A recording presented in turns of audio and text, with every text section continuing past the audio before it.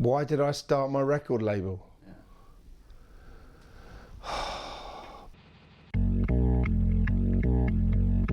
I didn't have any idea of anything back then. Most people will probably say that's still the case now. It's a great pleasure. By the early 1990s, the dust was settling on the UK music scene after the seismic underground acid house explosion. This is acid, man. The DNA of much of Britain's youth had been chemically altered, and thousands of young people were suddenly producing electronic music in their bedrooms, promoting their own dance events, or starting their own record labels. It must affect the brain in some way. Unless it's just the music that does it. I want to find out how one maverick figure named Mark Jones, a former singer in a boy band no less, kick-started a pioneering, crazy, iconic independent record label 20 years ago. A label that's involved Banksy, Grace Jones, Stuart Price, Shirley Bassey, Roy Xop, The Human League, Reverend and the Maters, Propellerheads, and lots more bands, artists and DJs, all unique in their own ways.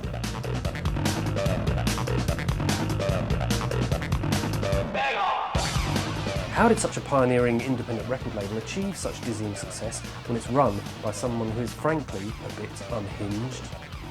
From the vinyl age and into the digital future, Wall of Sound has spawned a string of hits, a lot of wild parties, some crazy creativity, and 20 years on has reached an iconic status. But how? This is the story of Wall of Sound.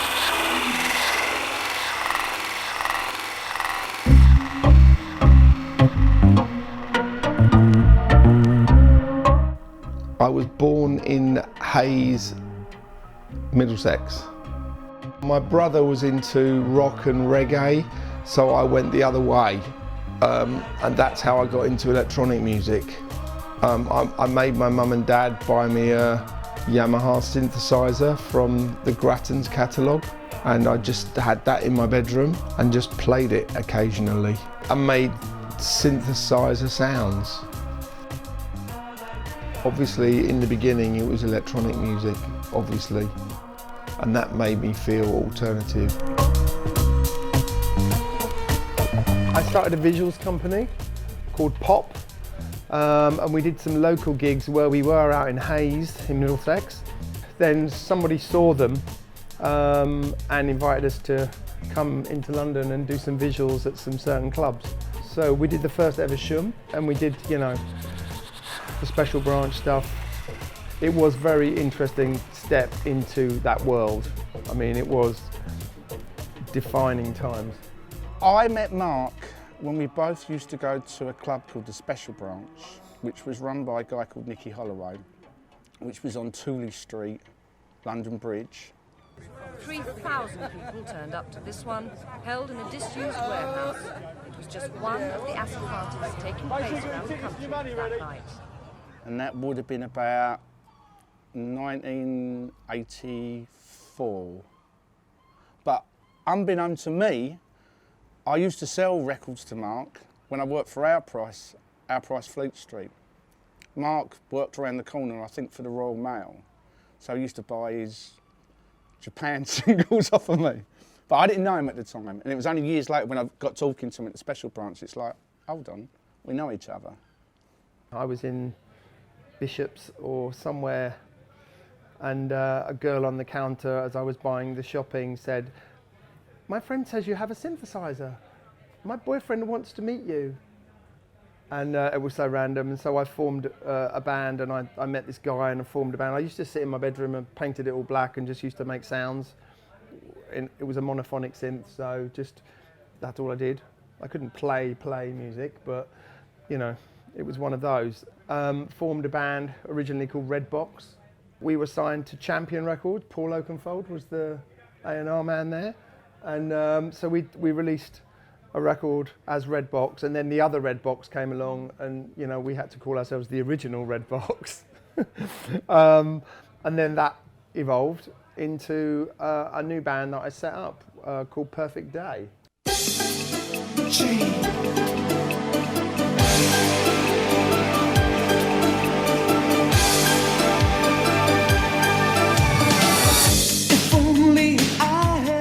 did a lot. There were girls sleeping in my mum and dad's front garden in a tent.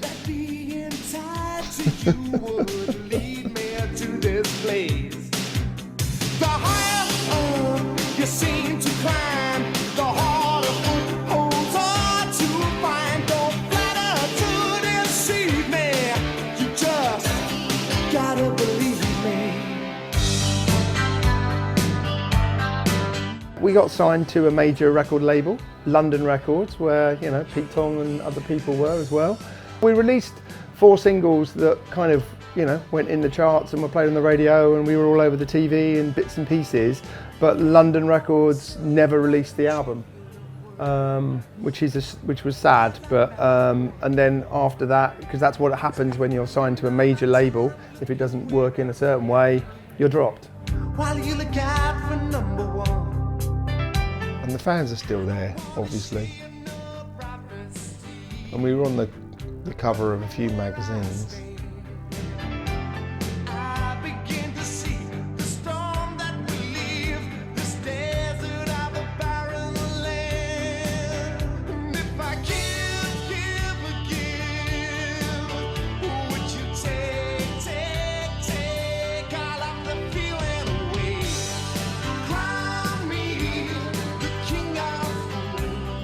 You know, obviously with Perfect Day, you know, I just wanted to just get the pop thing done and twisted.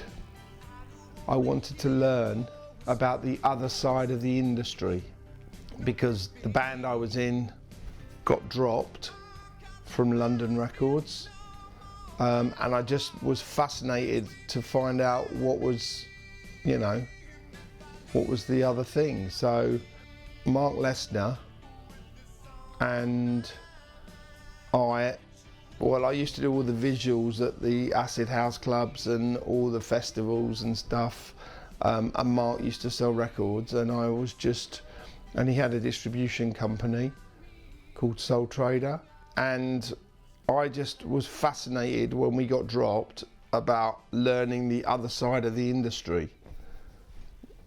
That's how I did it. I was on the dole, so had no money at all, so I used to go into record shops and get them to play music so I could hear it. I couldn't buy anything because I didn't have any money, but Mark Lesnar used to sell records at the raves and clubs that we used to do back in the day where I did the visuals. He used to sell them off a table, bits of vinyl. Someone who knew Nicky said to me, look, Nicky's putting on this weekend event down in Bognor, do you want to have a record stall there? So the first time I met Nicky, I was actually selling records at one of his weekenders. Then I went to the special branch because I didn't really know much about his gigs and enjoyed the weekenders so much. Took a few bob as well. And I just kept bumping into people there that I'd known for years but didn't know that there was this night going on. So I bumped into like Giles Peterson and Chris Bangs and Jeff Young and Pete Tong. And you know, when you're hanging out, you don't really give much thought to where these people are going to end up at the end of the day and where you're going to end up. It's just, that's what you do. You go out on well, that was a Friday night gig, but you just go out and party, and you know, you bump into people, and before you know it, they're massive DJs. You know, it's just the way it is. Well, we carried on seeing each other at gigs, and then I hadn't seen Mark for a couple of years. He ended up in a band called Perfect Day. He got signed to London, and that all didn't work out. And I was doing a lot of business supplying record shops by that point, literally selling records out the back of a van. And I was at Flying Records in Kensington, and Mark was in there. I was in Flying Records in Kensington Market, and Mark walked in. I said, oh, what are you doing? He said, well, at the moment, I'm skiing, I'm not doing anything. I said, well, look, my missus is just about to have twins. I desperately need someone to come and help me at the warehouse. He'd set up a distribution company now called Soul Trader, and I went to work there 1 day a week, 2 days a week, 3 days a week, 4 days a week to learn the other side of the industry. So I used to, you know, ring up record shops and sell them vinyl, or, you know, just learning and pack boxes in the warehouse. He was cataloguing records checking records in and writing out invoices. But it soon became kind of quite clear that there was a little bit more to him than that, and he wanted to get on. There was this synergy on so many different levels. So like, I was from the East End, he'd like to think he's from West London, or he's from Middlesex, but anyways, it was like this meeting of East and West, and then there was this meeting of different kinds of music, and he went to certain clubs by that point, and I went to other clubs, and because of the amount of people that he knew and the amount of people that I knew, it just made so much sense to kind of do more than just buy and sell records. So at some point, Mark said, why don't we P&D records, which basically means manufacture records and distribute them. And because of the amount of people we knew, it just blossomed from there. And we knew a lot of DJs, we knew a lot of club promoters, we knew a lot of A&R guys, and it just mushroomed. It was very organic. I know it sounds like a cliche, but it just was. It's just what you do. You know, I would find artists, or they would come and knock on the door, and we would press their vinyl and distribute it for them. You know, some great acts, Basement Jaxx and a lot of others. And one day I just thought, right, well, we should do a compilation of this new music, because, you know, the idea for me was that electronic music and dance music had become very diluted with the commerciality of it all. So throwing things into the mix together and being alternative. So I came up with this idea and said to Mark, right, I want to start a record label called Wall of Sound. Some of the artists who we licensed the tracks from, we'd been distributing those records anyway.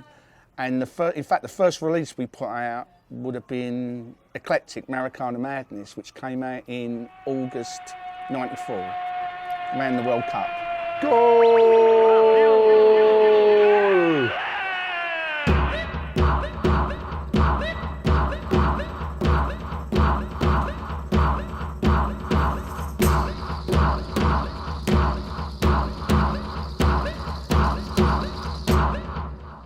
Well, I didn't have any artists at all.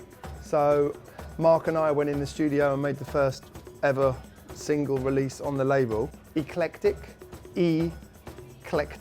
Maracana Madness, where we sampled Edmo Zarif, the Brazilian football commentator. For the 50th ever single on the label, I got everybody to remix Maracana Madness, and we did like a remixes of Maracana Madness, and I got a call in the office. You steal my voice! Pardon? This is Edmo Zarif, he called me in the office, and I just said, oh yeah, I love it! Put my name on the sleeve! So I put his name on the sleeve, and yeah. Send him one. Yeah. No, I'm serious, it did actually happen. But it just, you know, it went on from there. And Giles Peterson freaked out about it and played it loads of times on his show. You know, we did it with the '94 World Cup. And yeah, that was where the label began. I heard it. Giles Peterson played it three times in one night on his show. That's when I heard it. Giles played it. I heard it. I remember saying to my. I was saying to my brother, that record was fucking amazing. Really? We were driving across London, and then it came on again. And I was like, this is the record I was telling you Really? about. And then it came on, it played 3 times. I went into Daddy Cool Records on the Monday, and I was trying to explain to that record, have you got that record? Go! And as I was in the shop, the guy off the van, because he used to deliver records in vans them days, didn't they? Yeah, that's what we did at Sub Trading. And the guy with the van came into the shop. And I thought, yeah, and I bought one. By that point, we was importing stuff from Europe and distributing stuff, and literally people would just walk into the warehouse. It could be anyone from like Ashley Beadle to Barry Sharp to, like, as I said, Kruder and Dorfmeister from Austria. So we did a compilation album, and the first was Give 'Em Enough Dope, and, you know, with the people that we'd been working with and some other expressive, creative people that were there. Certain specialist radio shows played it. And that was what the point was, to be alternative.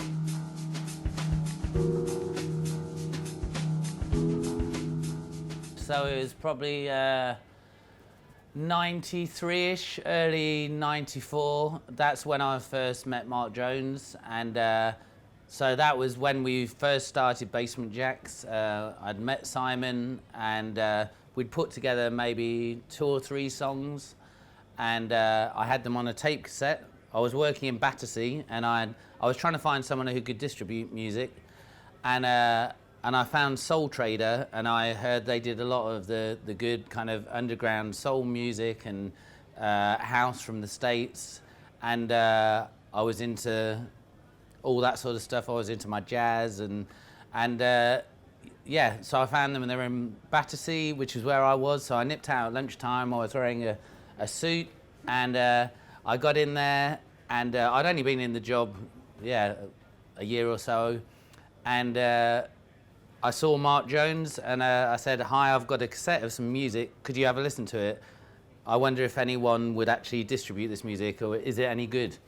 So he put it in the cassette player, which you don't see many of them nowadays, and he played the music, and he said, "Yeah, sounds good." And I said, "So you would distribute this music?" He said, "Yeah." And I said, "I haven't got any money. Would you actually press the music?" And he said, "Yes." I thought, wow, that was easier than I imagined. And so that was EP1 by Basement Jaxx. And so he very kindly gave us the opportunity to get on the road. I'd actually sent stuff to the Ministry of Sound label and to Strictly Rhythm in the States. They were both labels that I thought were relevant, and because I was trying to develop the kind of American house sound, and we shrink wrapped the record to make it look like it was from the States. And so Mark gave us the opportunity to do that, and from the money from EP1, we then did EP2, and that was the beginning of Basement Jaxx. There was Mark Jones and there was Mark Lesnar. He seemed like a nice guy, and they were helping us to do what we did. He didn't strike me as eccentric then, which I don't know if he's more eccentric now or not, I don't know. But he didn't wear pink then. The first ever artist on the label was Mekon, and then it just went from there, and there were lots of fantastic people.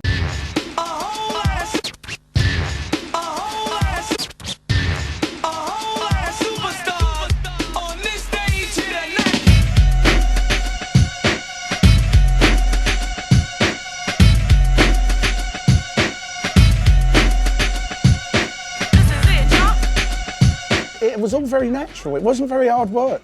I mean, people literally just walked in. You know, Stuart, Le Rhythm Digital, he just walked in. Stuart bunked off school and called me up, I think, and then bunked off school to come and play me the original Zoot Woman stuff. And that's how that happened. I think that was the 6th release on the, I think. I don't rightly know how to introduce myself, actually. I don't know if I'm Stuart Price, Jacques Lecon, Le Rhythm Digital, or just a fool. But yeah, that's me, one of the above. I mean, I don't think I don't have a start really of my career, and I don't really know where to put my finger on. You know, when I sort of said, right, that's the first thing. I guess I always think my first record was the most important record you ever made. That was actually with Zoot Woman, the first record, and in fact, I was just finishing my A-levels, and we finished the record, and it was released then. And I think I walked out of school one day before the exams finished, and decided to never go back, and thank God I never did.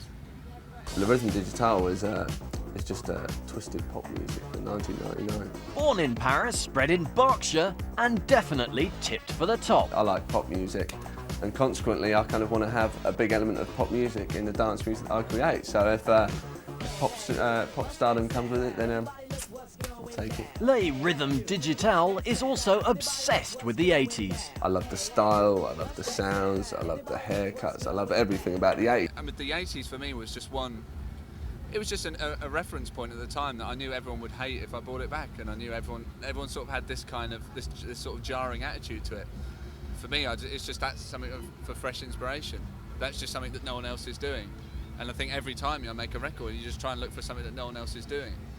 We all use, like, I mean, musically speaking, we all use vehicles to kind of carry our music forward, whether it's the kind of thing I play in a DJ set, which, I mean, I think people relate to what I do in a DJ set because it's always got quite a heavy beat underneath it.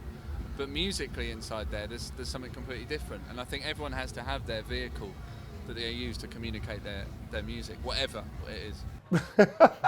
One of the biggest producers in the world now, and yeah, and obviously that, you know, the Zoot Woman releases were great from that mix up again, and the Steely Dan that brought us together. But and then he played me. He said, "Oh, I have some music that I want to play you," and it was his. I think it was his A-level music exam or something, and that was the first Le Rhythm Digital album. So I had to create, or we created, Le Rhythm Digital and Jacques Leconte. Sorry, Jack the Cunt.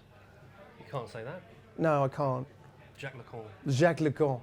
But yeah. Why French? Well, because it was all buzzing at the time, so we just had to create something and, you know, alternative, and, you know, everybody believed it, and I made up those stories that he was, you know, lived with his dad in a lunatic asylum, etc., etc. You know, the name Jacques Leconte came about because, you know, the one thing I knew when I was making music was that I didn't just want to be an artist who started his career, came up with a name for his band, and it was all about the music, and then he finished it. I think I spent the first portion of my life just doing so much music that I became interested in posters, in adverts, in videos, in all this other side of music. I mean, I didn't think I'd be very good at it, but I was more interested in it. And one thing that I loved about the bands I liked at the time, they all had personas, and they all had an image, and they all had just all of those things. So that's where the idea to make a pseudonym came from. And it just so happened that at the time, I think there was a sort of, the media were making a lot of hype about French music. So I just thought it was a good thing to come up with a name which has got interesting undertones. It was very natural. It didn't feel like work. I mean, we quickly found out we wasn't very good at buying and selling records in terms of running a record company, so that was a steep learning curve. It wasn't like buying and selling collectible records, which is what I'd been doing for a long time, or distributing the next big house record. It was a completely different ball game for us. There was a lot to learn. Some things are meant to be, and it was alternative. I mean, it was just there in front of us at the time. The club nights we were doing and everything else, it was just there, so you just did it. But the first ever night we did was at San Moritz, which was in Soho, which was crazy, and that was amazing. San Moritz. San Moritz. That was it, the first ever event. Kate Moss was there. Kate Moss turned up. You were dragging people on the scruff of the neck going, watch what he does with this. And I'm not going for mixing two records, but there was a really, really, really good That was night. a rock and roll night, that was. It was rock and roll from the off, wasn't it? Yeah, it was. I was DJing at the time, and I just made a record. A friend of mine, Dan Pepe, he was in a band called Age of Vocateur. Mark had signed them. I'd met Mark through various sort of raves and clubs, and I kept threatening to give him the demo, and eventually I just took it into the office. We were in Battersea then, weren't we? And I took it in, and he did the donut for a bit, and then eventually put it out. So that's how. Everyone was shocked how good it was. That's how I People got. going, Yeah, "That's I recorded good." under the name Ceasefire, and the track was called Trick Shot. I heard of you, man. Used to run smack with Rolando, right? I put it out. Damn it. Mark had the balls to put it out, and yeah, that Do you ever started hear my. it on Radio 1 yeah, first time? yeah. Outside the cockpit. It's sitting in your Bang van. on the roof. Yeah. Yeah, we had to. We actually had to put a fucking coat hanger in the area because you couldn't get a receptionist No. outside John's old studio. Yeah, we had it live on Radio 1. And that was a nice moment. Who played it?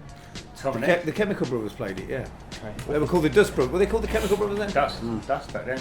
Yeah, and then they had to change their name, didn't they? Because they nicked it. Because they nicked two it. famous producers. Yeah, it was the start of world domination, really, wasn't it? I mean, I got to travel the world. Obviously, with the association with Warner Sound, we got to DJ all over the world. I got to remix loads of brilliant bands. I got to DJ on every continent on the planet, really, along with John. We were the first DJs to tour Brazil.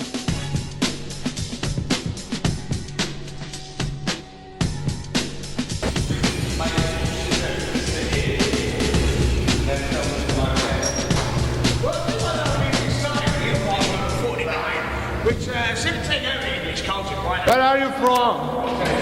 London. Do you know Bossa Nova? Yeah, a sample. I know nothing. I agree. This is the new rock and roll. This is the new rock and roll. This was in the sort of this was the early 90s, and there was a whole boom then. We'd just come out of a recession, so everything was booming. I mean, we couldn't have timed it any better, really, could we? every territory took it up as well. Yeah. Do you know what I mean? It was places in the world. Yeah. Tall Tom from Lewisham. It's me there. It's one of those Is that a things Brazil where top? it it's recounting all this stuff. You had to be there. It's Jonesy's top. You That's look at your that, top, Jonesy. and it makes you feel. What? It's your Brazil top. Is it? I clouted it. I clouded it from your flat in Portobello Road. Remember you lived opposite the office? See, there's one of the stayed round here and I didn't have a clean one t-shirt of for the people morning. the originators of dance music. Alfredo. Alfredo. And there's the guy that he let play with him every Monday. That was the Manumission Carry On. There's Derek on a plane. Back to Valeria. That's me asleep. We were flying we were getting a flight connection. Every day. Internal in Brazil, man. And between gig to gig, and one day Derek just goes, "I can't take it anymore," and he wrapped a newspaper around his head, and it was a broadsheet. I just wanted a bit of a siesta. And so there's Derek, and that was him the night before. That was Popeye. This was how we used to advertise our nights. What was wrong with hippies? Well, they used the front door. We used to throw some damn good parties. Outrageous. This reminds me of eggnog. One of the finest. That was at the Cobden Club, wasn't it? Yes, indeed. Mark went. Mark was very big, and it was also a revelation to me and you that people have a better time when they dress up.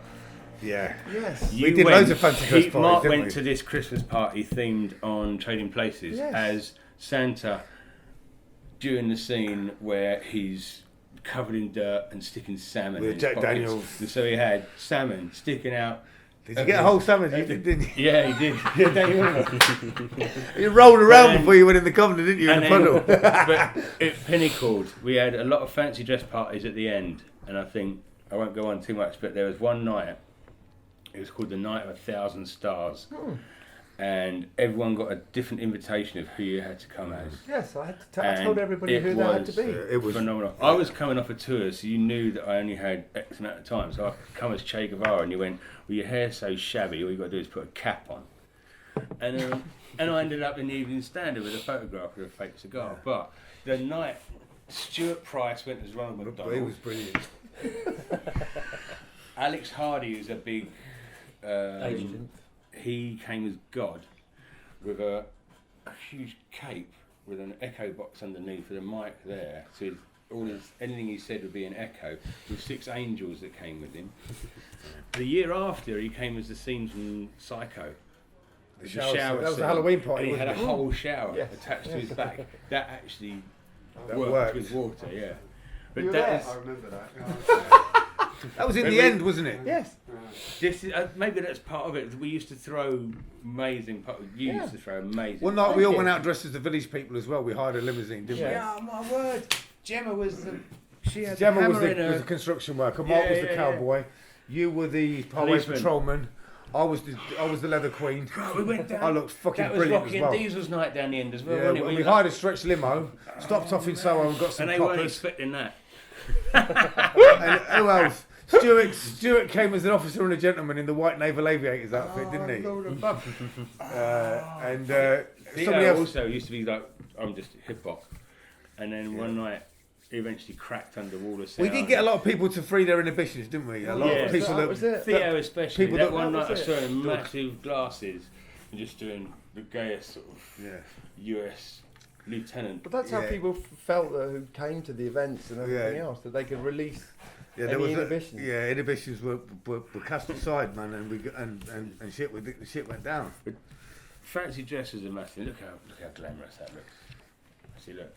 There They had we their own are. private plane. All an internal plane. Yeah, and there he is on that plane. That's me with a asleep. broadsheet wrapped around his head. Can't read a word, especially from that close. There's Mike Manumission. Oh, that was when he fell asleep. Space. Yeah, space. And we put a bald wig on him. That's a nice one of John and Claire from Manumission, actually, on the beach. There's deep in conversation. Oh, oops, sorry. Yeah, Alex Hardy was our agent. That's me and him driving a Mercedes into the jungle in Malaysia. Who is that? That's Mark with a wig on and John. How couple old? of rent You boys. look about 12 there. I was 12. So I think that encapsulates a lot. Brandon at Space. Brandon Block. Brandon who set up the terrace at Space. And then... Well, I took Caner of the Year from Brandon. Did you get Caner of the Year? I took it off. I got it as well. You got it twice in a row. Right, let's have a wrestle then. Yeah, we stole his title off him, didn't we, Jonesy? Did you get it? Jonesy was the first person to win it. He won it before I did. He took it off Brandon. Then Brandon got it back again. I got nominated. Then what was that big big fat geezer from Germany, the techno DJ? What was his name? Jam and Spoon. Mark Spoon. Yeah. He won Dark it. Side of the Spoon. Yeah. He was a character, Mark Spoon, right? He got it, and then I took it off him. Wow. I got nominated for Caner of the Year. DJ of the Year. The same year I'm nominated for Best Live Act. Now, the amount of work that goes into making a live act, especially my setup and how much each night. You did put a lot of time and effort into it, didn't you? And the money you got to produce to get this thing on and then have that. And what do people remember me for? Caner of the Year. Was he didn't even nominated for Best Live Act of the Year? No. I'm quite a respected publican now and licensee. And every now and then goes, well, you were Caner of the Year. Okay, well, you're fucking hard. You're fucking hard as you are. Come on, let's get on it.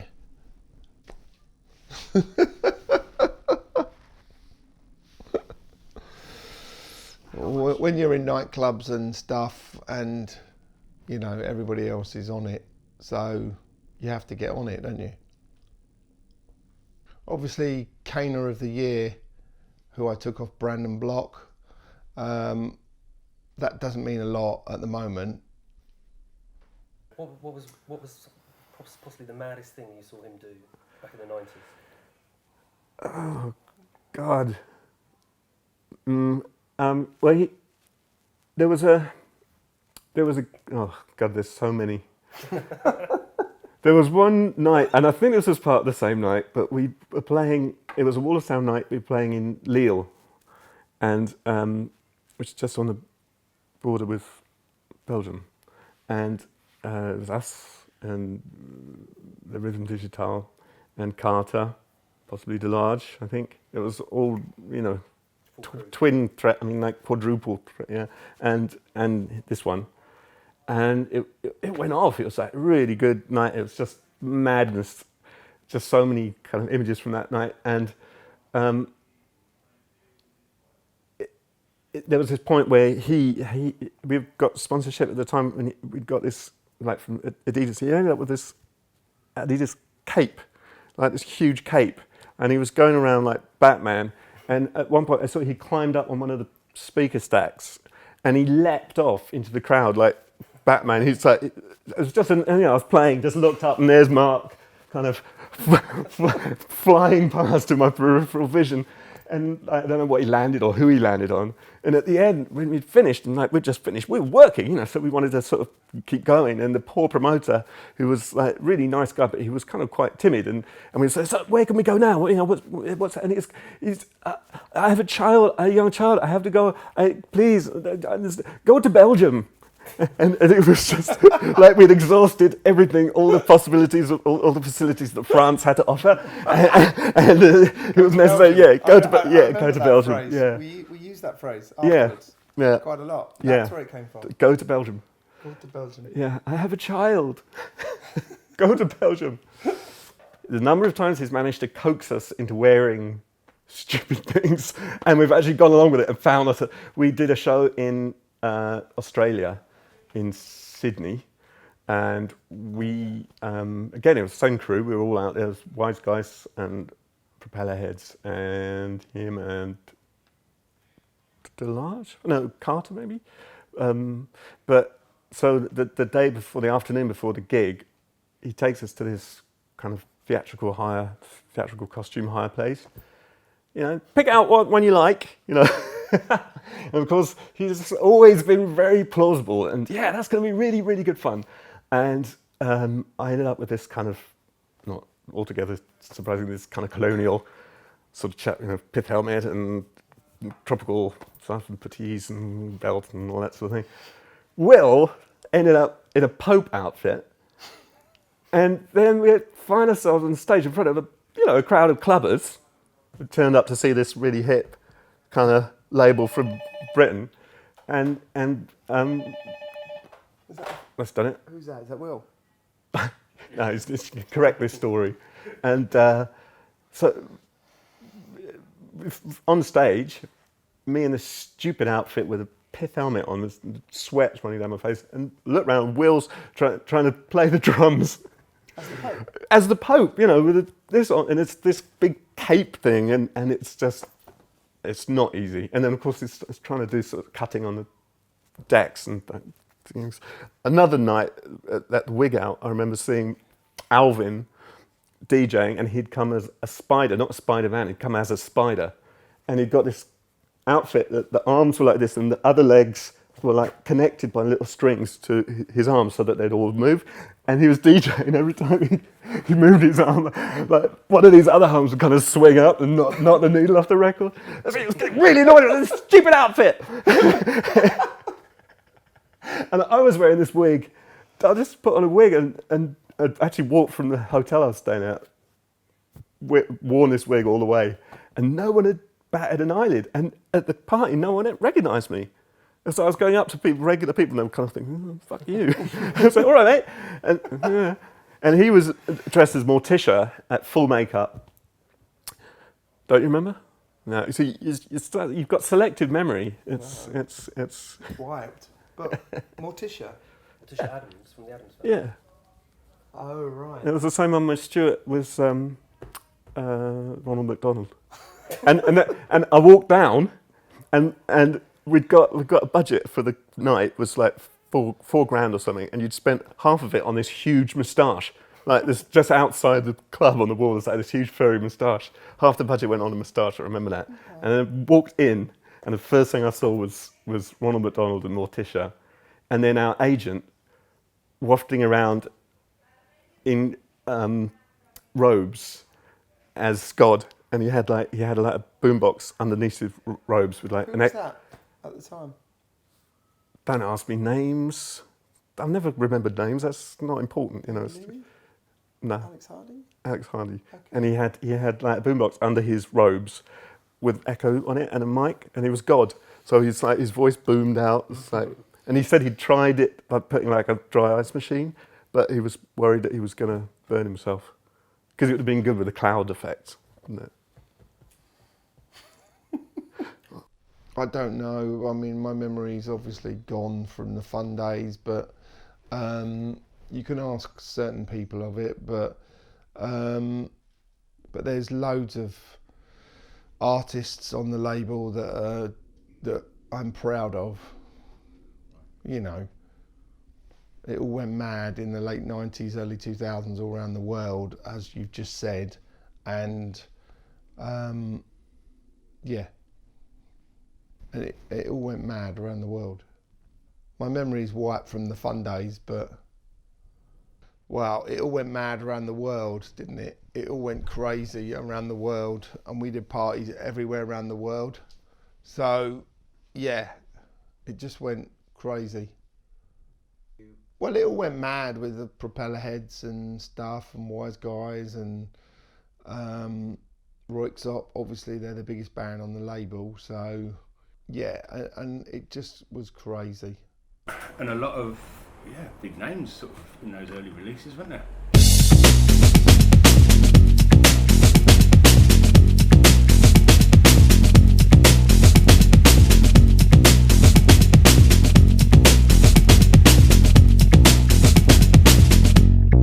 All I wanted to do was just to have artists do what they want to do and not be changed or anything else.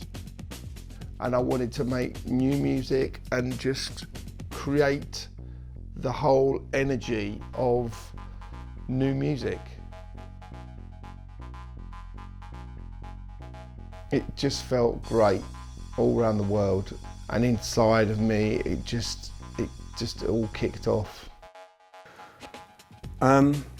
Well, it was actually during those recording weeks, it was either because I met John Carter and John Gosling from Econ, at the same event, and I remember I gave a tape, I think, to one of them. I can't remember. I should remember whether it was Carter or Gosling, but said, you know, any chance of getting this to Mark, because we'd been listening to a lot of and DJing with a lot of tunes, mainly from Ninja actually, Ninja tunes, and to be honest, that was my sort of favourite. They were who I thought would be the most likely label to take our stuff, and I was just trying to figure out how possibly to approach them. But then hooking up with Carter and John Gosling seemed like that's a possible connection. And then so gave them a tape, and then I got this phone call quite soon afterwards from this guy called Mark Jones, and he said, "Oh, do you want to make a record then?" And I thought, oh, that's simpler than I expected it was going to be. It wasn't all about, you know, record deals and advances and albums and all that crap. It's just, you know, just made a record of a few tunes and got it out and got to play it fairly early on in Days of Wall of Sound, I think, but there was already this kind of sort of slightly legendary status, and so there was this Mark figure who we'd only really sort of spoken to on the phone, and they were doing a night in this place in Bristol called the Thekla, which is like a big old boat, big rusty boat, and down in the, I was going to say the basement, but it's not a basement, but it's in the hold of a boat. They had this club night, so you could imagine it's quite intense and sort of rusty metal, and me and Will went out there, and I think they put us on the guest list when we went in, and you know, I think Gosling was playing, it was like pounding away, and this sort of maniac in a floor-length fur coat came charging up to us and said, "Oh, it must be Alex." I'm Mark, and he just was, you know, he was in more than one place at once. It was just moving so fast. And at one point, I was just stood there with Will, and suddenly he just bounded up in front of me, and he said, and he had this wrap in his hand. He said, "What's that?" And I said what I thought it was. And he said, "Oh, hey, great! Security just gave it to me," and he bounded off again. And it was like, okay. And then a little bit later, we went backstage, and just at the wrong moment, because just at that moment, security came in, and me and Will got booted off the boat and banned. Why? There's something was happening that apparently wasn't approved of by the management, and so me and Will stood in the car park thinking, all right then, well, I suppose that's all right, isn't it? This seems to be sort of par for the course. And yeah, so that was the first meeting. We got the flavour of the impeccable professionalism and dedication to the cause that was being exhibited by Wall of Sound. It was a good party. It felt really, really good because I was giving the artists the platform to do what they do. And I wasn't changing anything about what they wanted to do. All the artists that I found, I just gave them, you know, the shape and the break to do what they do. And that's, you know, what I'm probably most proud of, because I just gave them the platform to do what they do. Well, it was just, I just wanted to give the artists the creativity to be who they want to be and not anything else. So that was how and why I started the label, and I've mentioned that a few times, but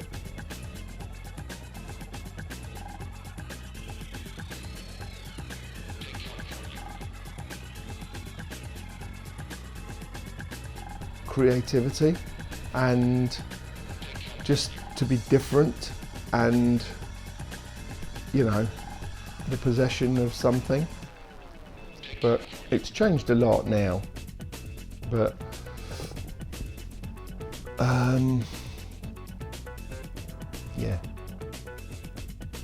yeah, it all went mad all around the world. And the creativity, you know, we did that. We just threw everything in the mix. the creativity of music and doing something that's different from everybody else. Where? All over the world. Australia, and yeah, no, and here, and just, yeah. It's all about freedom for me, with artists as well. It's all about them. You know, artists are what they want to be.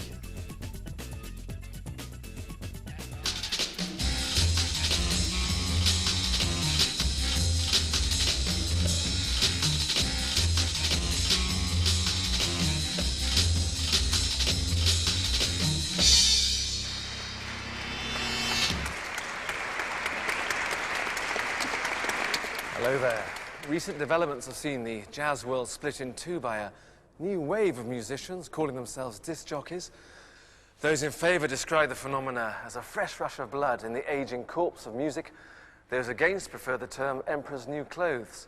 Tonight you may judge for yourselves as we bring you the Propeller Heads, who together with the legendary Shirley Bassey play their arrangement, History Repeating.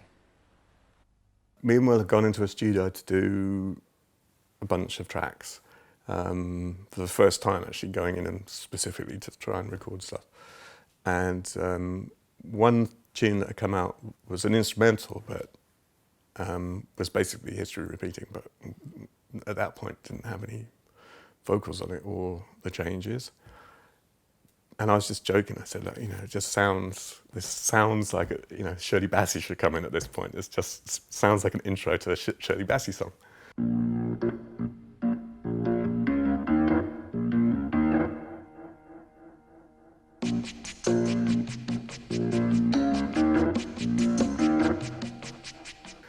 And we were coming back from, I think it was from Australia.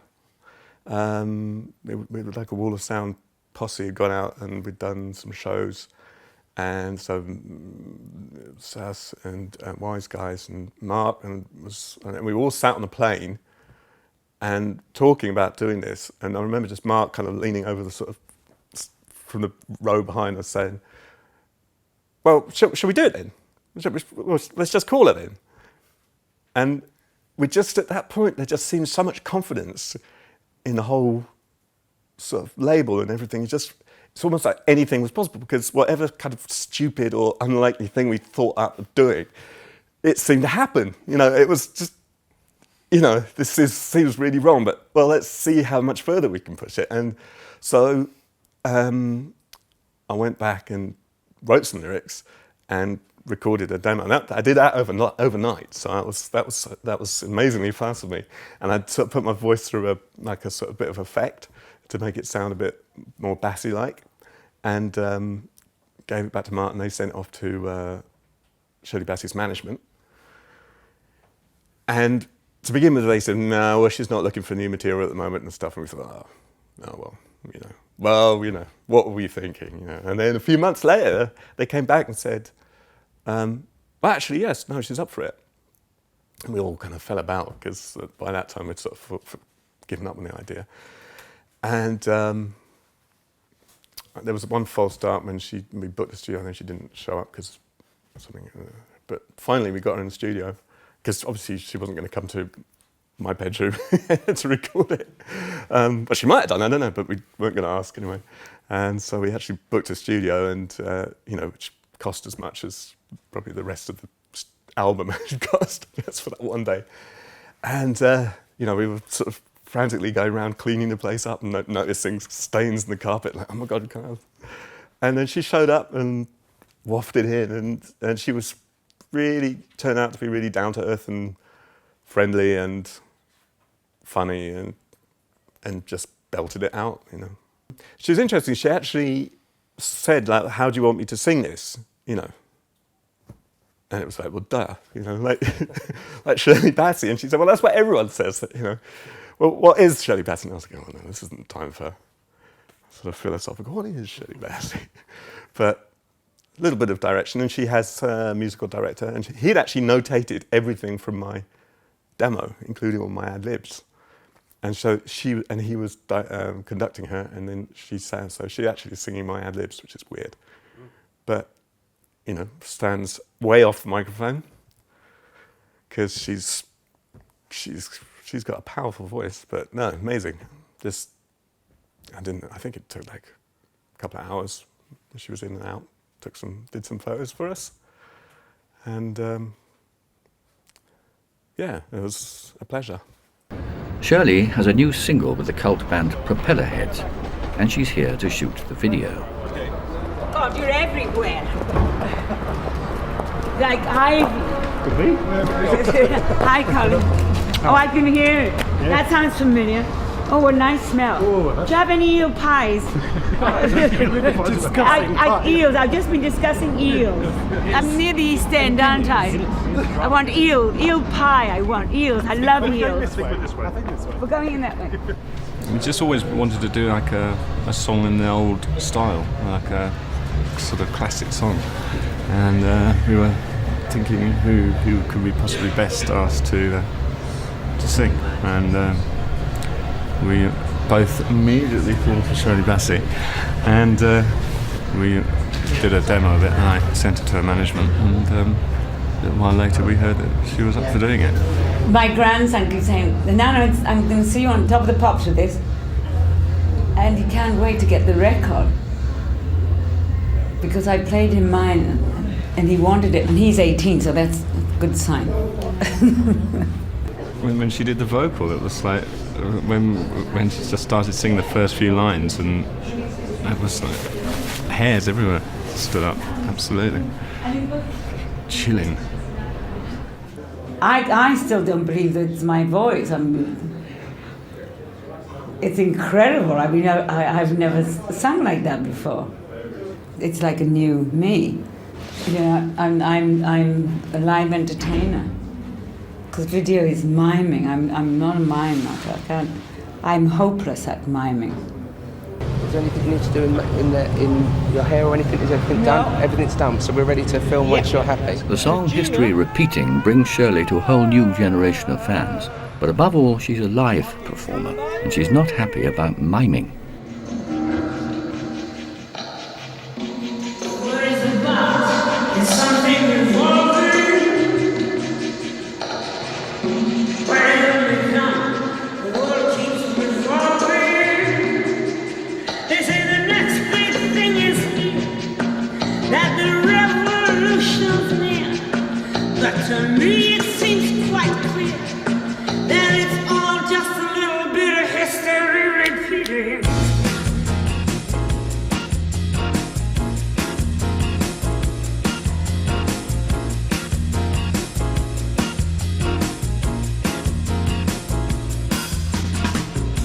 The newspapers shout, a new style is growing, but it don't know if it's coming or going. There is fashion, there is fact.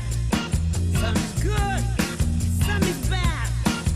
And the joke is rather sad that it's all just a little bit of history repeating.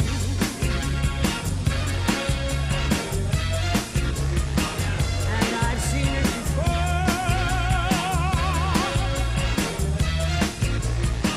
and I'll see it again.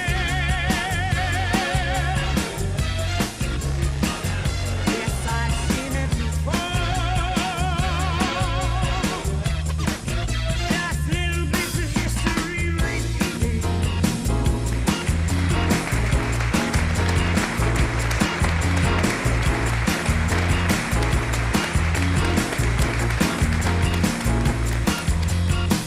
Some people won't dance if they don't know who's singing. Why ask your head? It's your hips that are swinging. Life's for us to enjoy. Woman, man, girl and boy, feel the pain, feel the joy, and sidestep the little bits of history repeating.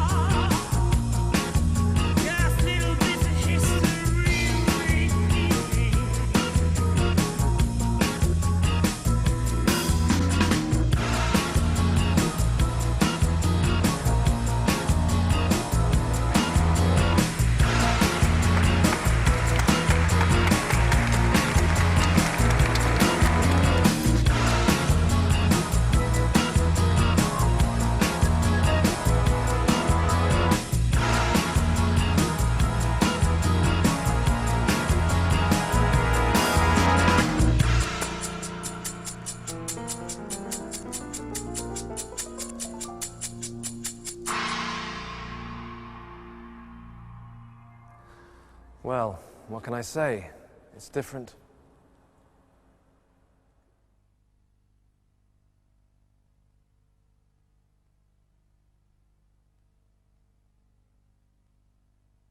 Well, as I say, you know, we had got this kind of flukish sense of confidence at the time, and we just seemed to be on a roll. So we thought, well, for a start, the tune was kind of wrong because it was, you know, big beat plus this diva from, you know, parents' generation, and plus a sort of jazzy song, and just to push it a little bit further, we thought we'd release it at the worst possible time of year from the point of view of trying to get a chart placing, because it was right before Christmas. And then, of course, it charted. And, you know, it was like fantastic, you know. We did not expect that to happen. Because I remember we released the album at the wrong time, and that midweek it was #1, which was... It slipped to #2, but it was #1, and it was the Verve, I think, knocked them off, which was very huge. And it was like, how the hell did that happen? You know? Lazy journalists didn't know what to call it because I threw everything in the mix.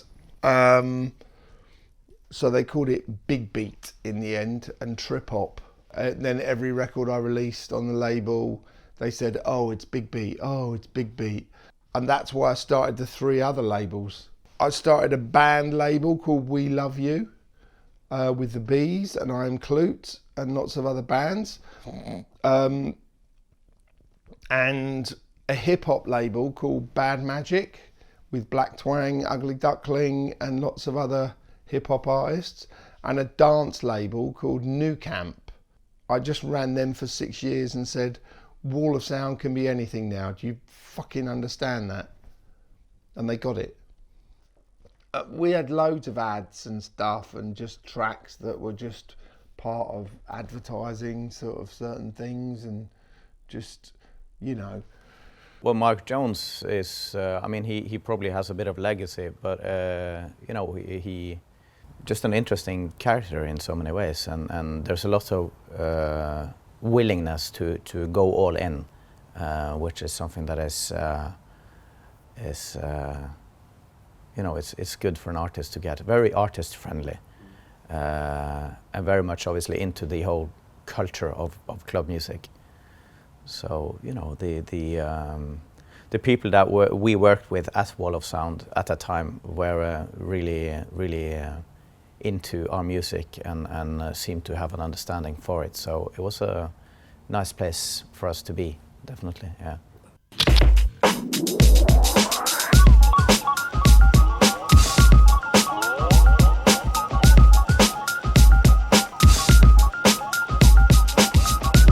We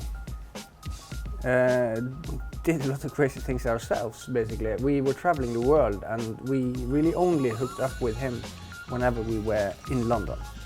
So we didn't go on a sort of crazy adventure with him, other than we hooked up at parties quite a lot, and he was really the life of the party sometimes. The reason why they wanted to you know, have our music, we do not know, other than I guess our music do kind of appeal to imagination, and it lends itself quite good to imagery and pictures. And on our part, we thought, being 2 unknown Norwegians making electronic music, mainly instrumental music, on a you know, independent small UK label, it wasn't that easy for us to just go to a radio station or radio plugger and say, please play our music on radio, because they wouldn't have it. So we thought that, okay, we are getting all these requests from ad companies to use our music. Why don't we just single out a few of them and get our music out there for the ads that we feel are artistically justified or non-offensive and sort of clever-ish, just so that we can get the music spread so that people can hear it and hopefully, you know, get into it. And obviously this was in a day and age prior to the internet, so there wasn't really any other way to get our music heard. So So yeah, that's what we did. And having said that, we have been given ridiculously a ridiculous large amount of offers over the years to for people that wants to use our music for ads and things and so on. And we've turned down, I'd say, 99% of it.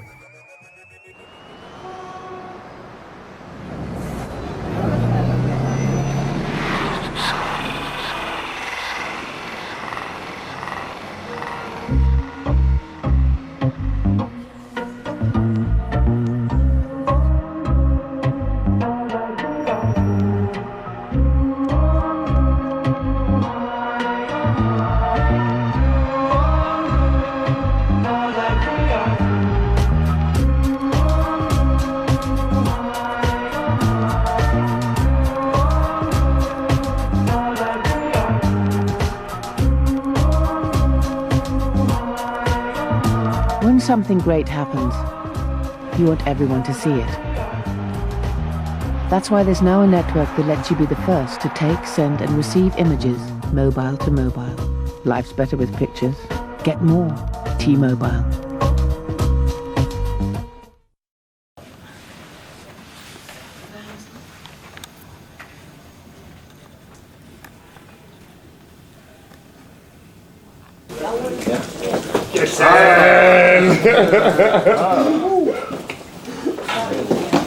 Sorry. Quality moment.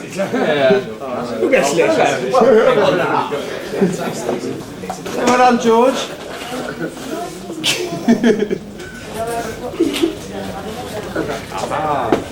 Vincent! Hey. So easy for Lena. How are you? Son. Child. Son.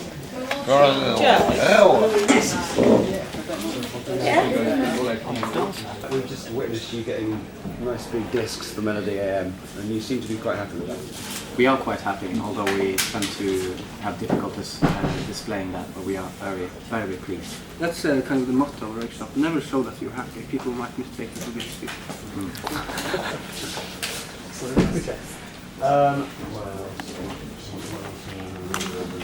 Are you surprised by the success of Melody AM in the UK and how it's like suddenly over the last 6 to 8 months it's all just blown up for you over here?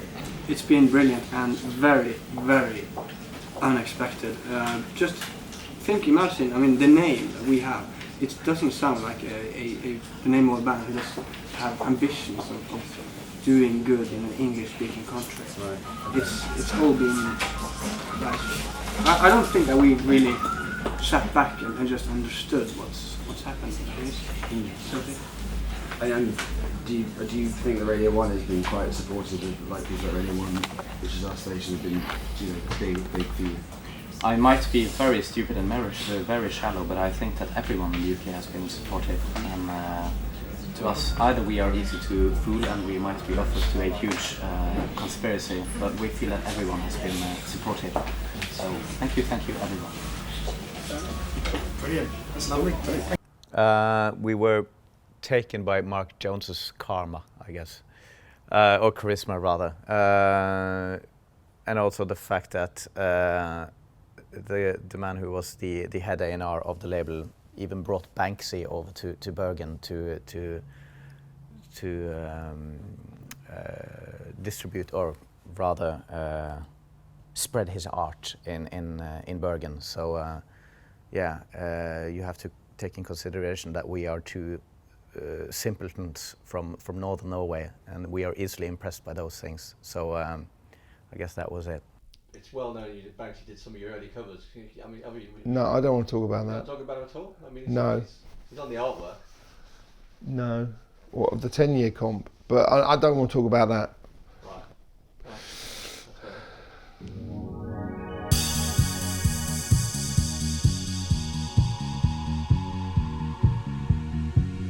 The city council even painted over, thinking it was just graffiti, and now they're obviously just going like, oh, that was a bit of a bummer. But yeah. He also paid for, for friendliness and for staying at people's houses with giving them paintings. And one guy we know sold his painting here actually at Sotheby's, and that was enough to start his own business. It's a shop and it's named after the lot number. So that's kind of a sweet story there. You know, sort of the exploitation of that kind of art is not really beautiful. At least I don't think that. But when it, you know, gets a story like that, some guy gets paid a painting by at that time relatively unknown artist, and it's like, okay, thank you, I like this, and because I really believe he liked it, but then later decides to use this to start his business, and it's a thriving clothes shop in Bergen. You know, the industry has changed so much now from what it was to what it is now. So it's all about digital and online and all the other stuff. Because people obviously download music for free and just download it all and stuff, but yeah, I don't even want to talk about it now.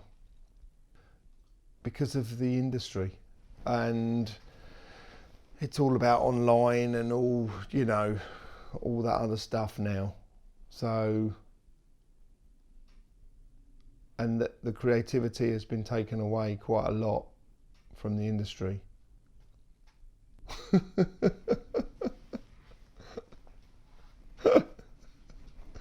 I don't know where it's going, but obviously the TV shows have just caused the ultimate damage, because kids now think it's about fame and other stuff.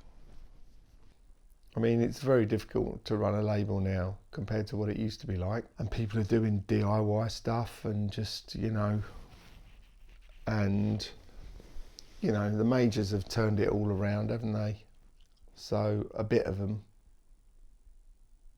I love the fact of West London, and I'm a QPR fan, obviously. So yeah, I just thought, you know, we'd be there. And Portobello was, you know, a vibe then. There's a great vibe there. Just the creativity of stuff, and a few offices were there, but well, the original office was in Battersea with Soul Trader and stuff, and because that's where Mark's office was, and you know, I just wanted to get out of there. No, well, I employed loads and loads and loads of people, obviously. And you know, my role was the creativity and A&R and all the other stuff, but yeah, and I had loads of different people work for me, and they, you know, I had loads and loads of staff at certain points. They were trusting and believing. All sorts of places. Can't remember, because memory's gone. The office was on Portobello Road, and I used to live there, across the road from the office. It was really, really positive at that time. A lot of fun. Hello. Where are we? Tell me where we are. We're not far from Ladbroke Grove, Portobello Road, which is where the office was for ages. I am walking down the road. It's fun to get back to where the old office was. Fun days. They were the fun days. Because when I packed up all the other gear, I moved out of London.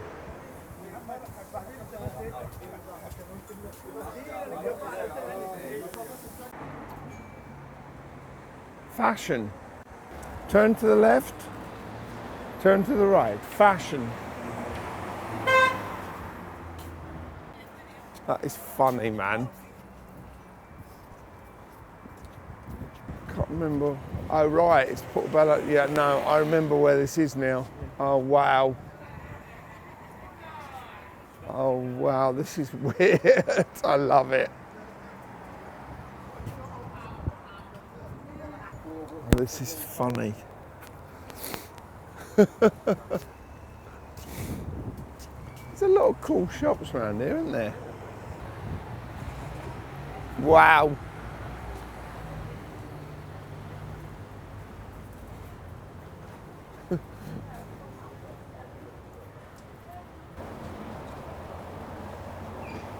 Honest John's.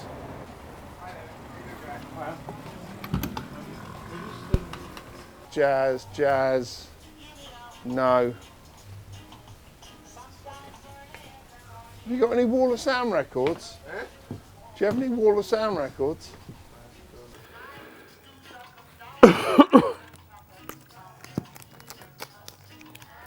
No.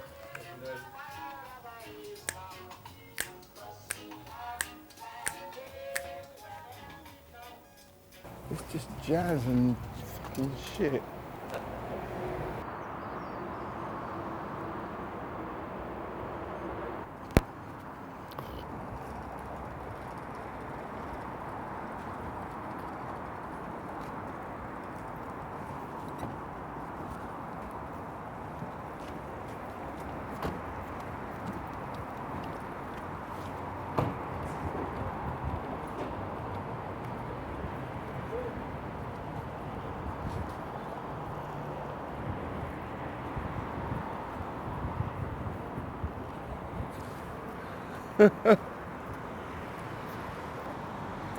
This is where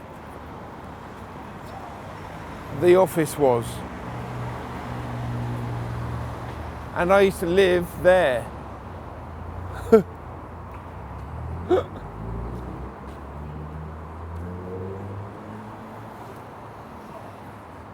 So, this is the office entrance.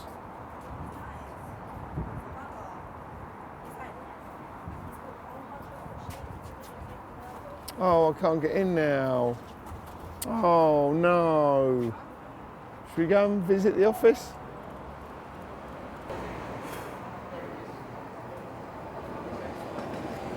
There it is.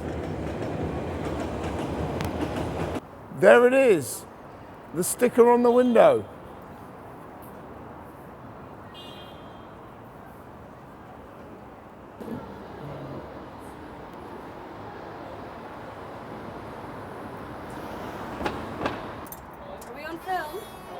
You are now. No, don't. Really? Really? Yeah. Really? No. You don't want to be filmed? What's it for? It's for the documentary that I did. Oh, yeah. That they're doing, but and this is weird stuff. This is weird stuff. Oh, well, enjoy filming. Well, no, because this used to be my old office. Did it? And oh my God. there is still the sticker on the wall outside. This used to be Wall of Sound Records. Wall of Sound Records. And there is the sticker on the outside wall. That is so weird. How many years ago were you here? In the fun days. Okay. 20 years ago. What is this place now? What is this now? Public relations, Yeah, okay. Sorry to bother you. Don't worry. Where was your desk bar? Be happy. It was here. Yeah? Yes. And how many bands did you get you signed when you were in here? Pardon? How many bands did you sign when you were in here? Loads. Loads and loads and loads. Oh, that is so funny.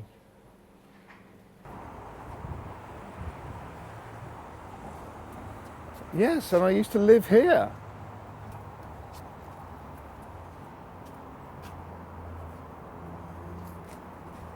Here.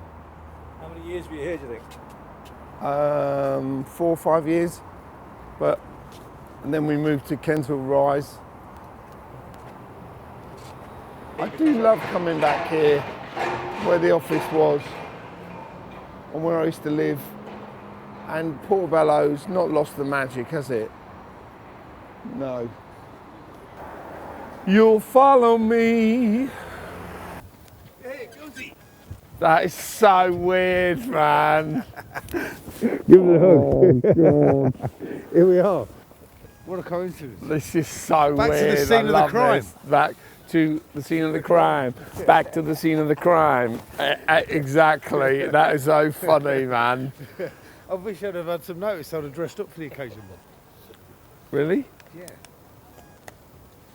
Dressed up for the occasion. Or undressed for the occasion. Or dress down. Dress down. Dressed for... That is so weird, isn't it? Mr. D. That is so funny. It's lovely being back here and being back where the fun days were, but and I love being here. And obviously, you know, if I walk up the street, everybody comes out and just says, "Well, it's you."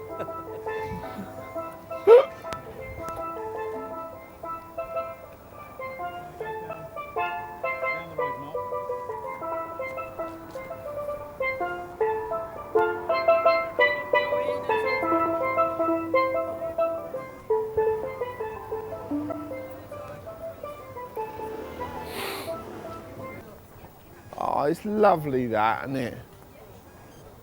And I was the founder of that electric. That's his phone.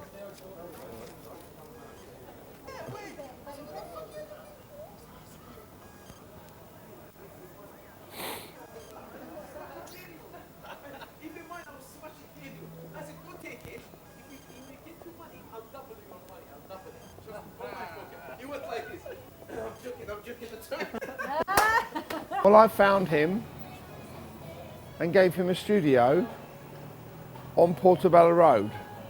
So that's why he is so famous here. Don't record it. No. That's why you're selling all this stuff. Because of your studio, yeah? Yeah. Fucking hell, man.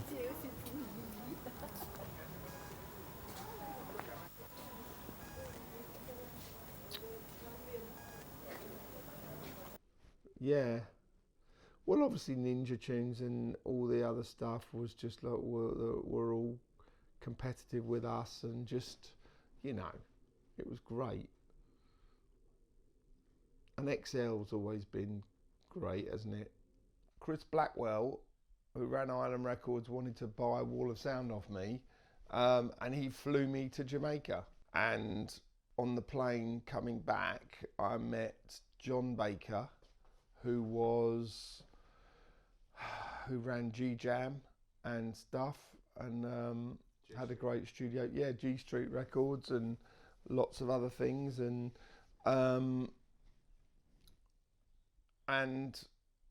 you know, he runs G Jam Studios over there at the moment, and so yeah, we did.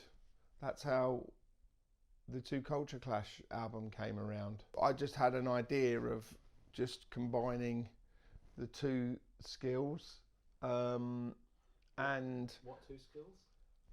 Jamaica and electronic music, and it freaked everybody out at the time. But so I flew and got all of the electronic producers of the world there, and we did an album called Two Culture Clash with loads of classic Jamaican artists. Have I got one here? No, I don't think so, but there's the singles. Oh yeah, there it is. Two Culture Clash. Wow. Yeah. So, yeah, I just did that because I just thought the combination of, you know, of those two things would be great, and it did, and it freaked everybody out at the time. But yeah, G Jam is great. Pikes, obviously.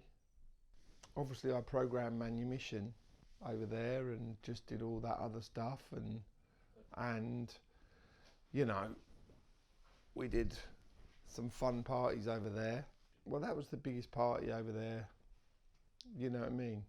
Describe it was the freedom.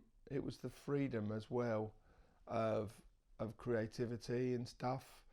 And Mike and Claire ran it, and Andy and Dawn as well. So, yeah, I mean, it was just amazing party where you just went out and had fun. I didn't meet her in Jamaica, but well, I did her last album, you know, called Hurricane. I found that, and then, you know, she wanted to do an album, and I got in contact with Brendan, her manager, and stuff, and yeah, it really worked out great. So it was just amazing album, and you know, it was her last album she's done for ages now. Can't remember how we met, or well, she's obviously my grandmother because she's a Jones. She is special, very, very, very special as a person, in various different ways. And she's living in Jamaica now, even though she's got a house here, but she never comes back when she's in the winter. Well, that was one of my favourite bands of all time. And I just thought it would, you know, it would be great to do that. And I got in contact with them, and, you know, with their manager, Simon Watson. And yeah, we made it happen. And that was called Credo. Where is it? Is it there? We can take some shots before the stuff. Hold on a minute. I'm looking for it. For Credo. Don't worry, we're rolling, so don't worry. Now then, you don't worry, Mark. It's fine. We don't need to see it now. We'll have a look at back shots later. Yeah. So, tell me about working with Shirley Bassey. Was that a really proud moment? Well, yeah, that was obviously fantastic. And she did History Repeating for the Propeller Heads, and that was just amazing. My favourite label of all time, Wall of Sound.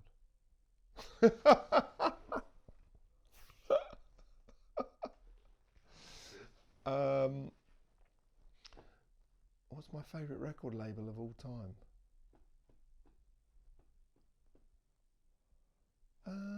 I don't know. Maybe XL or something else.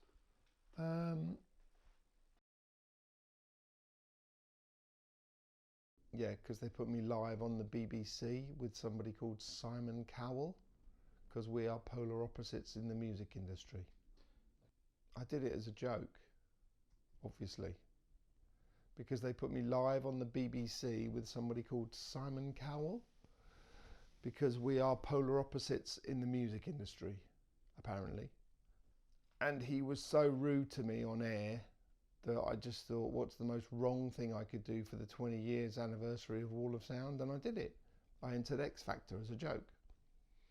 And it was at the Emirates, and I qualified through the 9 rounds you have to go through to get in front of the judges. And I walked in the room and just went, look, I've been trying to run my label for 20 years. It's a fucking nightmare. And Cal just stood up and freaked out. And Louis Walsh said, I love Wall of Sound. And then I just said, look, pop doesn't have to be a 4-letter word. It doesn't have to mean shit. And then Mel Brown just went mental at me. and then I just went to Cal and sang him a song, a Perfect Day song called King of Fools, because I thought the lyrics were really relevant. And it never got shown, obviously. But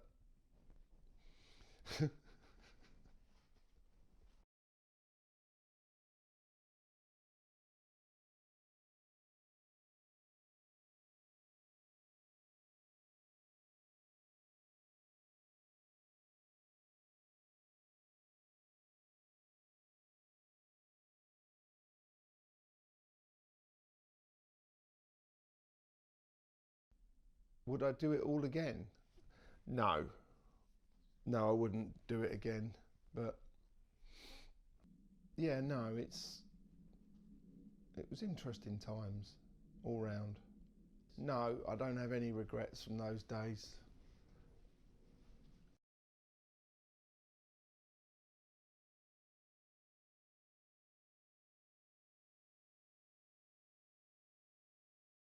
Why stop and retire now? Why stop and retire?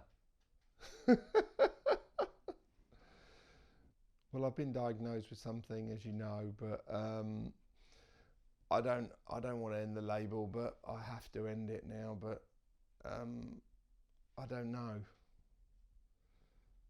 Everybody's saying don't end the label.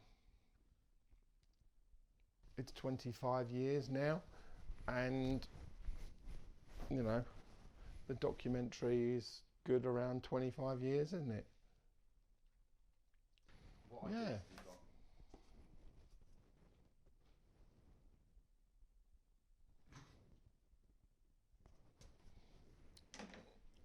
What do I love about music?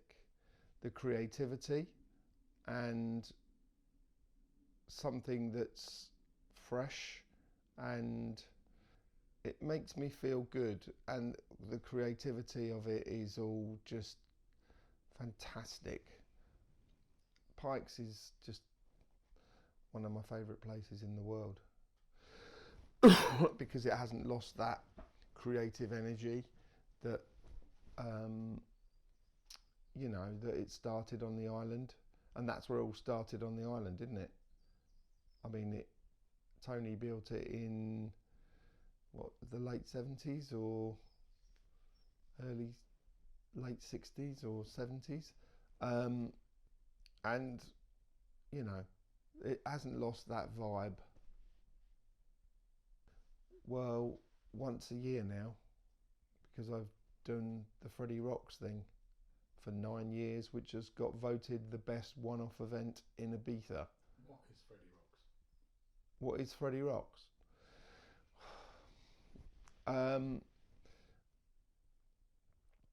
Well, I never was into Queen because my brother was into rock and reggae and stuff, so you go the opposite way to what your brother goes into. And Freddie Rocks, you know, his family set this thing up called Freddie for a Day, where you go to work as Freddie Mercury to raise money for the HIV/AIDS Foundation. And I've run the party called Freddie Rocks Ibiza for 9 years now, and it got voted the best one-off event in Ibiza for the last 2 years at the Ibiza Awards. And it's at Pikes, where he had his 41st birthday party. So, and everybody comes to Pikes as Freddie, and if they're not Freddie, I make them Freddie.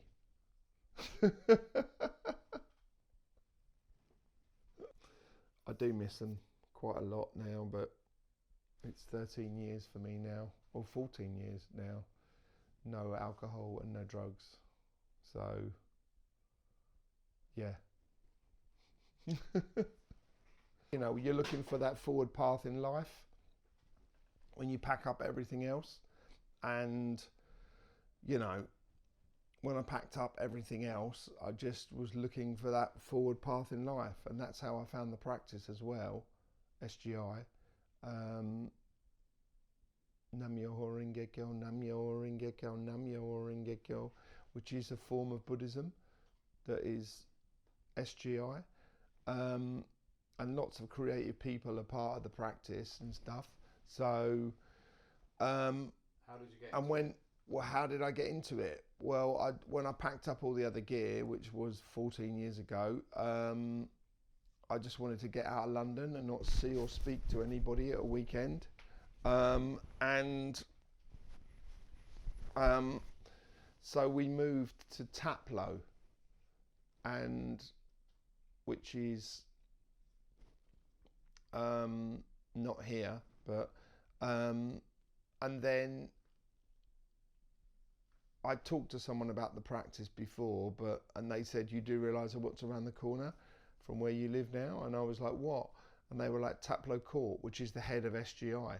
And I was like, okay, that's the karma of the practice. So it found me. So yeah, we did that. And yeah, that's how I found the practice. So, and it's great practice. It's just a brilliant practice, and it gives you hope in life. And it's not about a higher power of God. It's about what's inside you to be able to change things and make things happen. So, you know, Nam Myoho Renge Kyo, you chant every morning and every evening. So, and yeah, it's great. When was your happiest time? Well, I just found SGI, which is Soka Gakkai International, which is a form of Buddhism that's all about you, what's inside you, to be able to change things and make things happen. It's not about a higher power of God. So, and when we moved to Taplow, I've found the practice, which is great. What is And the it's practice? it's SGI Buddhism. So, and loads of creative people are part of the practice. Loads of famous creative people. And it's just about what's inside you. It's not about a higher power of God. So it's just about what's inside you to be able to change things and make things happen. So, yeah, I talked to someone about the practice when I packed up all the other stuff, and they said, you do realise what's around the corner from where you live now? And I was like, what? And they were like, the head of Taplow Court, which is the head of SGI, which is an amazing space. So, yeah. And loads of creative people are part of the practice. Some very famous singers and creative people.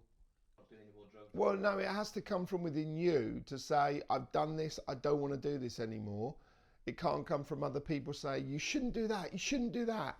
And then when you make that conscious decision, you find out who your friends are in the beginning, because they help you. Well, it has to come from within you to say, I've done this, I don't want to do this anymore. And I can't remember what made me stop. I do miss London a bit, but I only go in like 1 or 2 days a week at the moment. But I do miss it, you know, when you get there and it's just the creativity and stuff. But it's good to be out of town as well. Well, it's a little bit country and a little bit of rock and roll.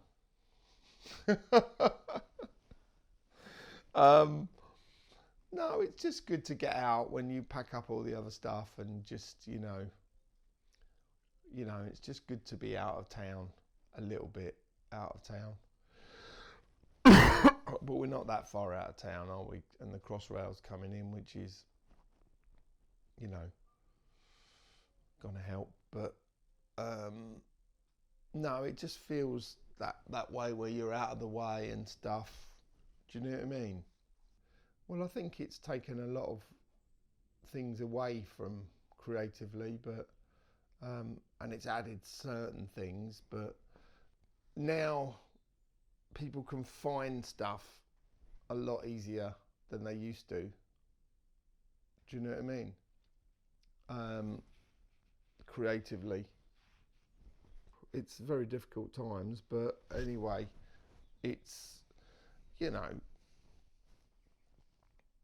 indie labels, don't talk to me about this. I mean, you should talk to somebody else about this, but because my memory's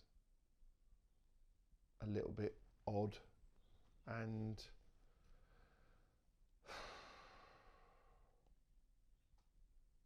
25 years now. It is fantastic, and lots of people are contacting me saying, you know, fans that are still there. So, yeah. What are my hopes? Well, I just want it to get done, and yeah, and that's it. Why do I want it to get done? Because it's 25 years, and that's a good spot to do it on, isn't it? Well, no, I never had the thought of ending it on 25 years, but I mean, that's the way I think it has to happen now. But anyway, I don't want to talk about this now.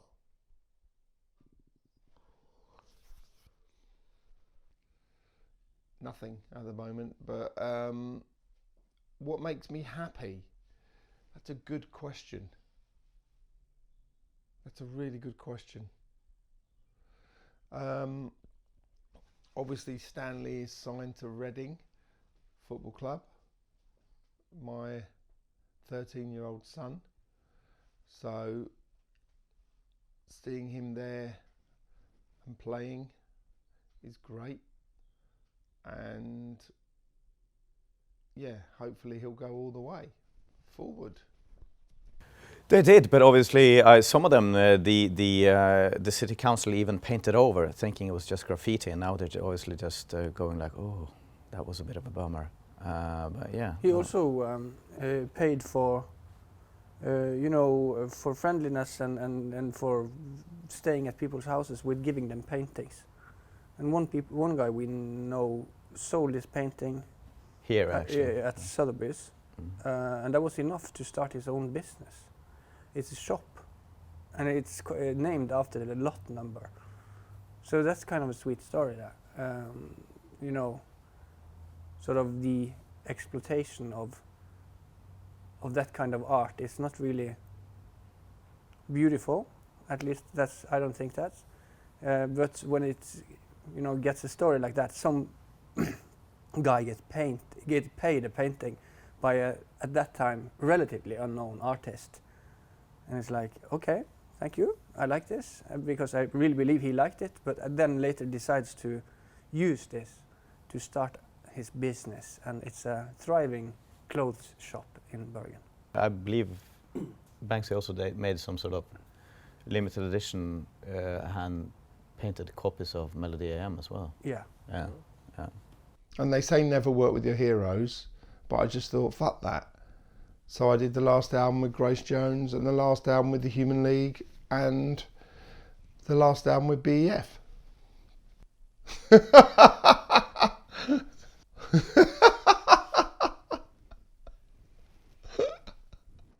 Well, the creativity, and that's obviously changed a lot.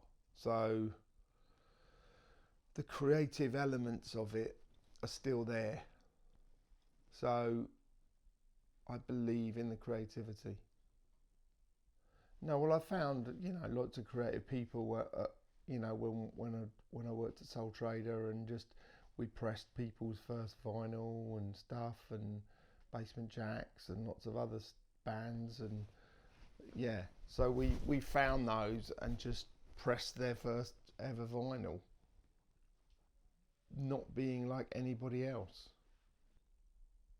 Well, it all went, as I've said, it all went mad in the late 90s, early 2000s. Everyone were freaked out about it. Well, obviously Propellerheads, Wise Guys, and Le Rhythm Digital, because I just threw everything in the mix with that, and you know, he was in Zoot Woman before I set up LRD. Why did I call the label Wall of Sound? Well, I named it obviously after Phil Spector, because yeah, the creativity and everything else.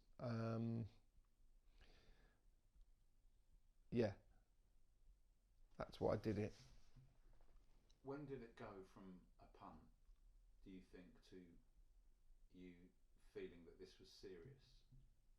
That Wall of Sound was a really serious... Well, it just went all mad, didn't it, in the late 90s, early 2000s. So that's when it all kicked off and just went mad. So, yes. We'll ask other people about that, but I assume so.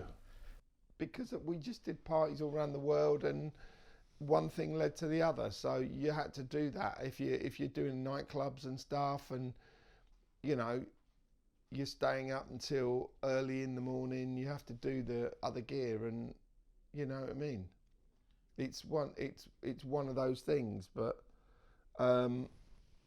yeah. What made you stop? Namyo Ringekyo, Namyo Ringekyo, Namyo Ringekyo, Namyo Ringekyo, Namyo Ringekyo, Namyo Ringekyo, Namyo Ringekyo. Favourite colour? Obviously pink. Why? Why? Because my oldest son had gender dysphoria when he was, when he was younger, so I wore pink all the time to make him feel comfortable. And but we shouldn't mention this on air, but so that's why I wear pink. And if I don't wear pink on the train going into London, people come up to me and say, why aren't you wearing pink? But Back to the Future, it was on BBC Six Music for 6 or 7 years, and now it's on Soho Radio, and it's called Back to the Future with a PH, not an F. And I've had massive name artists on there, just huge name artists, and it's all about them playing the music that made them do what they do, and their life story. So yeah, I've had huge names on there. What's the music? You said that it's within you and it comes from within. Do you not think that's the same? You haven't really changed your beliefs, that you always believed that, and you always live in your life like that. It was from with you. It's just that SGI made you actually practice, but perhaps you've been practicing that all through Wall of Sound from within. Do you think maybe that's the case?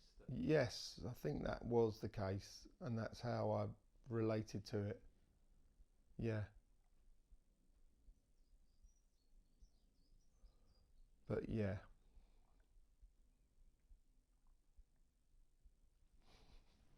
How do you think you'll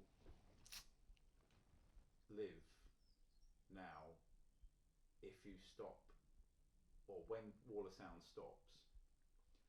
Do you think that Wall of Sound is too big a thing in your life to not be something that you'll think about? Obviously, it is something in my life. You're always going to think about it. Absolutely, but it's just get the documentary out of the way and just move on and groove on. Are you hopeful for the future in terms of you being able maybe to put your creative energy into something else? Yeah, I'm thinking about going back into what I did before, but yeah, I mean, creative elements are just the way it is. What did you do before that you want to get back into? Well, you know what I did before. Tell the camera, we don't know. So.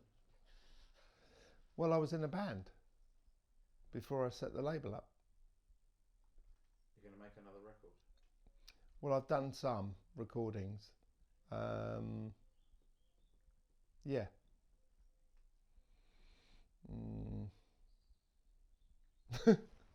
How much do you love artists? Huh? How much do you love artists? What artists? Any artists, musical artists? No, I love them. I just, you know, it's just that creativity. And I've said that a few times, but... I'm going to use it once, so don't worry about it. You repeat yourself. We won't going to show it on camera being repeated. No. Where do you think that creativity... Where do you think creativity comes from? It's just the brain, obviously, and the freedom of expression. So, different people get it from different places, don't they?